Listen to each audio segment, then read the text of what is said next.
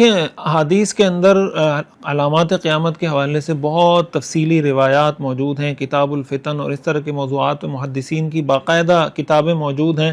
پھر خود صحاح ستہ کے اندر دوسری حدیث کی کتابوں کے اندر اس حوالے سے تفصیلی روایات، تفصیلی احادیث موجود ہیں. یہ تو چونکہ ایک مستقل بہت تفصیل طلب موضوع ہے، اس کا احاطہ تو نہیں کیا جا سکتا، لیکن میں مختصراً کچھ اہم باتیں جو ہمارے سمجھنے کی ہیں وہ میں عرض کرتا ہوں کہ ہمیں اس کو سمجھنا چاہیے. آج کل کا جو سیناریو پوری دنیا کا بنا ہوا ہے، جس طریقے سے جنگیں مسلسل ہو رہی ہیں، حدیث شریف میں آتا ہے رسول اللہ صلی اللہ علیہ وسلم نے ارشاد فرمایا لا تقوم الساعۃ حتی یکثر الحرج، کہ قیامت اس وقت تک قائم نہیں ہوگی جب تک حرج زیادہ نہ ہو جائے. صحابہ نے پوچھا حرج کیا ہے؟ آپ علیہ الصلوۃ والسلام نے فرمایا قتل، یعنی جب انسانوں کا قتل بہت زیادہ بڑھ جائے گا تو قیامت قائم ہوگی. تو اسی طرح اب آج کے دور میں اگر آپ دیکھیں، اچھا اسی طرح جو امام مہدی کے بارے میں روایات میں آتا ہے کہ وہ جب آئیں گے تو حدیث میں آتا ہے نا کہ حضرت عیسیٰ علیہ السلام کے بارے میں کہ یملأ الارض عدلا کما ملئت ظلما و جورا، کہ وہ زمین کو انصاف سے ایسے بھر دیں گے جیسے وہ ظلم سے بھر چکی ہوگی. اس کا مطلب یہ ہوا کہ قیامت سے پہلے زمین میں اتنا ظلم ہوگا، اتنا ظلم ہوگا، اتنا ظلم ہوگا کہ زمین ظلم سے بھر جائے گی. اور جب وہ ظلم سے بھرے گی تو اللہ تعالیٰ پھر امام مہدی کو اور پھر آگے جا کر حضرت عیسیٰ علیہ السلام نزول فرمائیں گے اور وہ دنیا کو انصاف سے بھریں گے.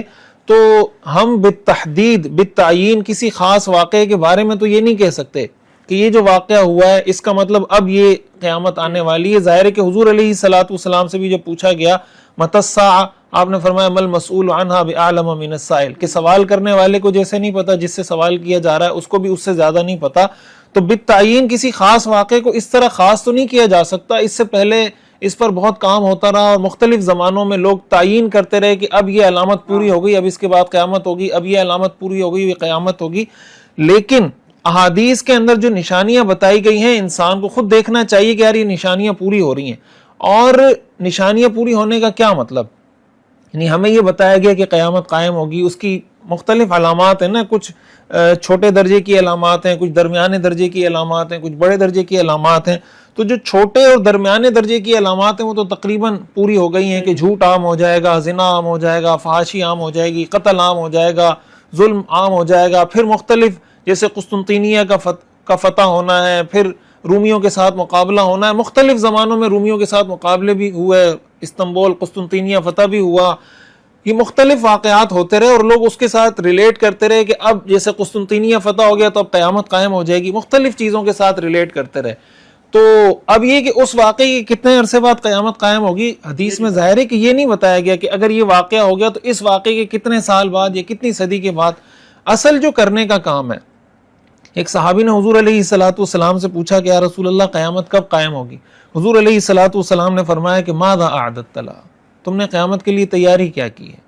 اصل بات یہ ہے کہ ہم قرب قیامت کی علامات میں غور و فکر کریں، اور رسول اللہ صلی اللہ علیہ وسلم کی سنت ہے. آپ حدیث میں آتا ہے حضور علیہ الصلوۃ والسلام جب دجال کے بارے میں بتاتے تھے، حدیث میں آتا ہے کہ جب سے دنیا پیدا ہوئی ہے قیامت تک دجال سے بڑا فتنہ دنیا میں کوئی نہیں ہے. تو آپ جب دجال کے بارے میں ہمیں بتاتے تھے ہمیں ایسا لگتا تھا کہ گویا ابھی آ جائے گا دجال. اس طریقے سے حضور علیہ الصلوۃ والسلام ہمیں ڈراتے تھے.